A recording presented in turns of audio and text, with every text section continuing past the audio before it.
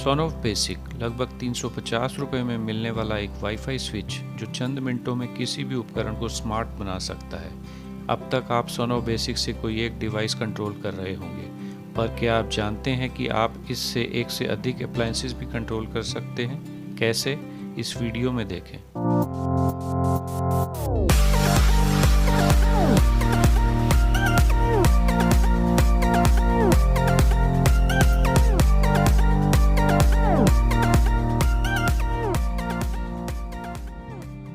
सोनोफ basic, जैसा कि नाम से ही स्पष्ट है, ये एक बेसिक टाइप का वाईफाई स्विच है जो किसी एक डिवाइस को कंट्रोल कर सकता है। पर दोस्तों, थोड़े से बदलाव करने पर हम इससे 4 डिवाइसेस भी चला सकते हैं, और वो भी बिल्कुल आसानी से। चलो शुरू करते हैं। इसके लिए 3 स्टेप हैं। पहला स्टेप है फ्लैशिंग, दूसरा है सॉफ्टवेयर और तीसरा है हार्डवेयर। मुश्किल लग रहा है, पर है नहीं। आइए पहले स्टेप को समझते हैं, जो कि फ्लैशिंग है। सोनोफ ने फ्लैशिंग के लिए इस स्विच के अंदर एक पिन हेडर दिया है जिसमें 4 पिन हैं, 3.3 वोल्ट, RX, TX और ग्राउंड। हम इन चारों पिनों की मदद से इसको फ्लैश कर सकते हैं। उसके लिए हमें एक FTDI अडेप्टर की ज़रूरत पड़ेगी। इस अडेप्टर को अपने सोनोफ के साथ इस तरह जोड़ें। अडेप्टर के 3.3 वोल्ट को सोनोफ के 3.3 वोल्ट पिन के साथ, TX RX के साथ, RX TX के साथ और ग्राउंड को ग्राउंड के साथ जोड़ें। अब सोनोफ के बटन को दबा कर रखें और FTDI अडेप्टर को कंप्यूटर के USB पोर्ट में लगाएं। 2 सेकंड वेट करें और फिर बटन को छोड़ दें। अब आपका सोनोफ स्विच फ्लैशिंग के लिए तैयार है। चलो अब सॉफ्टवेयर पार्ट की तरफ चलते हैं। अब हम एक नई फर्मवेयर टेस्मोटा को इस स्विच में फ्लैश करेंगे। इस लिंक पर जाएं और tesmota.bin फाइल को डाउनलोड करें। अब इस लिंक पर जाएं और टेस्मोटाइज़र को डाउनलोड कर लें। यदि आप विंडोज़ यूज़ करते हैं तो आपने option 1 get Windows standalone executable पर क्लिक करना है। यदि आप कोई और ऑपरेटिंग सिस्टम यूज़ करते हैं तो उसके मुताबिक डाउनलोड करें। सभी ऑप्शंस इसी पेज पर उपलब्ध हैं। अब टेस्मोटाइज़र को खोलें। अगर सीरियल पोर्ट नहीं दिख रही हो तो ऑटो डिटेक्शन के लिए रिफ्रेश पर क्लिक करें। यदि आप सोनोफ की ओरिजिनल फर्मवेयर का बैकअप रखना चाहते हैं ताकि बाद में वापस ओरिजिनल फर्मवेयर चला सकें, तो सेव ओरिजिनल फर्मवेयर पर क्लिक करना ना भूलें। अब ओपन पर क्लिक करके पहले से डाउनलोड की हुई tesmota.bin फाइल को सिलेक्ट करें और टेस्मोटाइज पर क्लिक कर दें।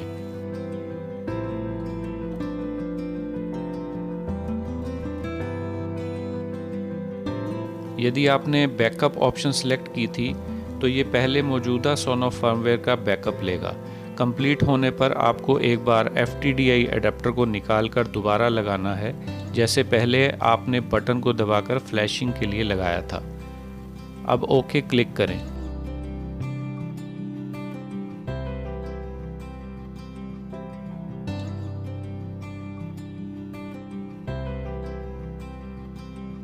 जब ये प्रोसेस पूरा हो जाएगा, आपका सोनोफ स्विच रीबूट होगा और एक टेस्मोटा नाम से एक्सेस पॉइंट बना देगा।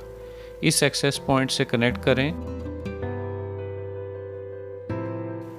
अब ब्राउज़र खोलें और उसमें 192.168.4.1 एड्रेस लिखकर एंटर दबाएं। इसी के साथ आप टेस्मोटा के मेन पेज पर पहुंच जाएंगे। अपना वाईफाई SSID और पासवर्ड डालकर सेव कर दें। इसी के साथ आपका सोनोफ अब आपके राउटर से कनेक्ट हो जाएगा।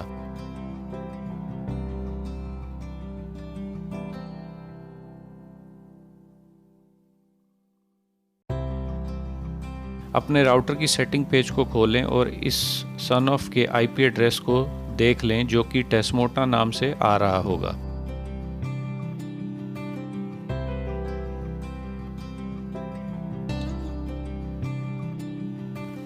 IP एड्रेस पता चलने के बाद उसको ब्राउज़र में डालें और एक बार फिर आप टेस्मोटा मेन पेज पर पहुंच जाएंगे। अगर नहीं पहुंचे तो एक बार सोनोफ को बंद करके चला लें या IP एड्रेस दोबारा जांच लें। मेन पेज पर पहुंचने के बाद टॉगल पर क्लिक कर चेक करें कि आपके सोनोफ की LED बंद और चालू हो रही है या नहीं। अगर हो रही है तो इसका मतलब आपने अपने सोनोफ स्विच को टेस्मोटा फर्मवेयर से फ्लैश कर लिया है। चलो अब इसकी कुछ एडवांस सेटिंग कर लेते हैं। और उसके लिए दोबारा क्लिक करें कॉन्फ़िगरेशन और कॉन्फ़िगर मॉड्यूल। अब आपके सामने सोनॉफ बेसिक मॉड्यूल पैरामीटर पेज खुल जाएगा। अब यहाँ दो चीज़ें हो सकती हैं। पहली, अगर आप सोनॉफ का पुराना स्विच यूज़ कर रहे हो जिसमें ESP8266 चिप लगी है, तो उसमें आपको ये वाली GPIO पिन्स मिलेंगी। GPIO 0 इस पर लगे बटन के साथ कनेक्ट है, GPIO 1 TX के साथ, GPIO 3 RX के साथ, GPIO 12 इस पर लगी रिले के साथ, GPIO 13 LED के साथ और GPIO 14 खाली छोड़ी हुई है।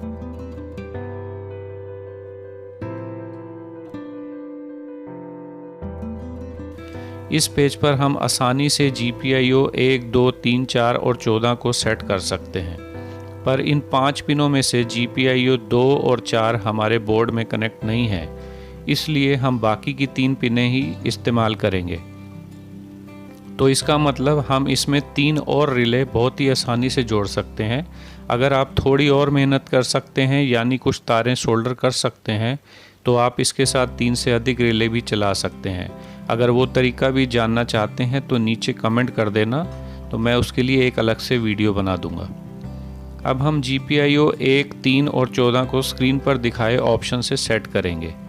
इन सब को रिले पर सेट कर दें और इनका नंबर 2 से शुरू करते हुए सेट करें, क्योंकि एक नंबर सोनॉफ की अपनी रिले का सेट होता है।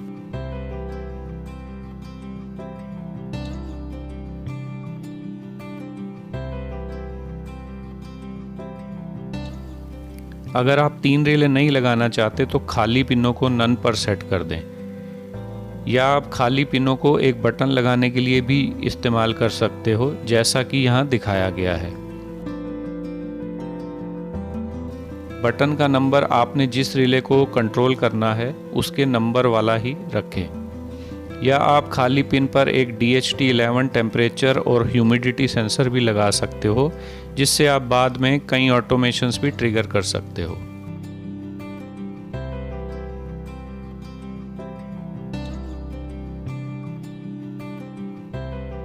पसंदीदा सेटिंग करने के बाद उसको सेव कर दें और इसी के साथ आपका सोनॉफ स्विच रीस्टार्ट हो जाएगा।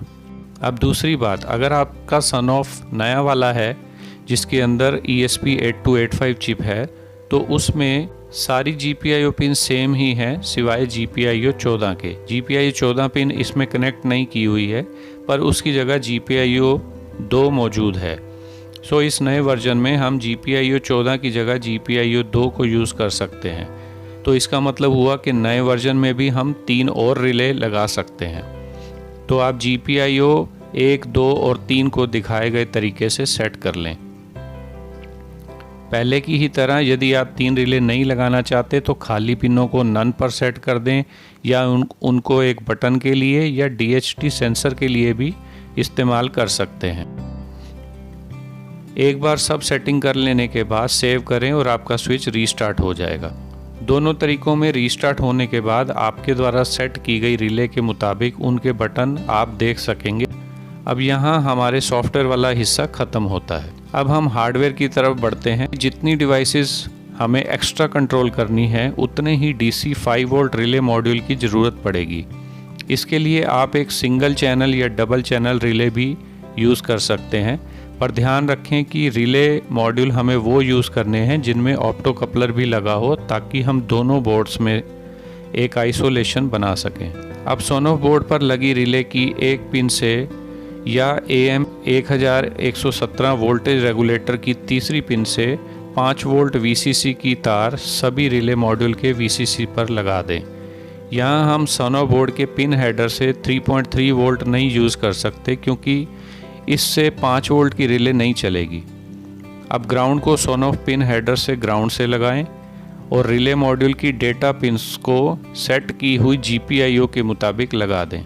अब हमें अपने सोनॉफ बोर्ड को ऑन करके चलाकर देखना है। यहाँ एक चेतावनी है, सोनॉफ स्विच AC मेंस पावर पर काम करते हैं, इसलिए इनको यूज़ करते समय इस बात का खास ध्यान रखें, क्योंकि ये खतरनाक हो सकता है।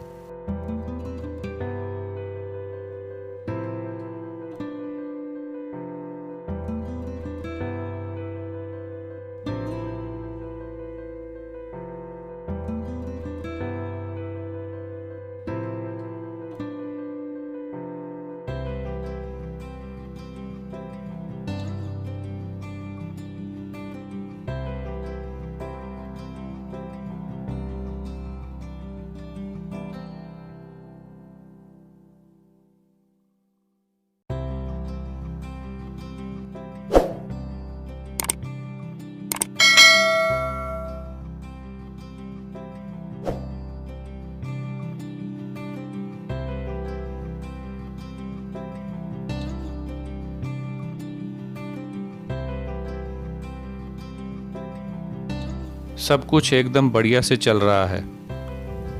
अब कुछ एक्स्ट्रा काम भी कर लेते हैं। अगर आप इन नए बनाए स्विचों को अपनी वॉइस द्वारा एलेक्सा से भी कंट्रोल करना चाहते हो तो उसके लिए क्लिक करें कॉन्फ़िगरेशन और फिर कॉन्फ़िगर अदर।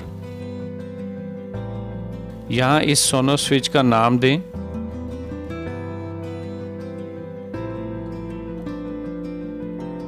फ्रेंडली नेम में अपने स्विचों को अलग अलग नाम डालें, जैसे light, fan, bulb, lamp 1, lamp 2 वगैरह। एमुलेशन फील्ड में ह्यू ब्रिज सेलेक्ट करें और सेव कर दें। आपका स्विच रीस्टार्ट हो जाएगा।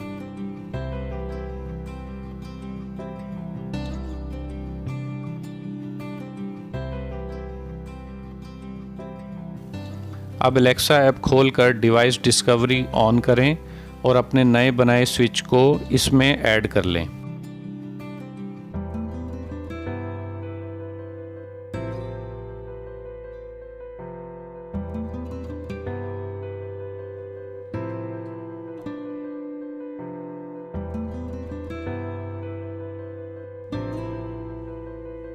अगर आप होम असिस्टेंट भी यूज़ करते हैं और उससे भी इन स्विचों को यूज़ करना चाहते हैं तो आपको पहले उसके लिए MQTT सेटिंग करनी पड़ेगी। उसके लिए क्लिक करें कॉन्फ़िगरेशन और कॉन्फ़िगर MQTT। यहाँ MQTT host IP, user name और पासवर्ड डालें।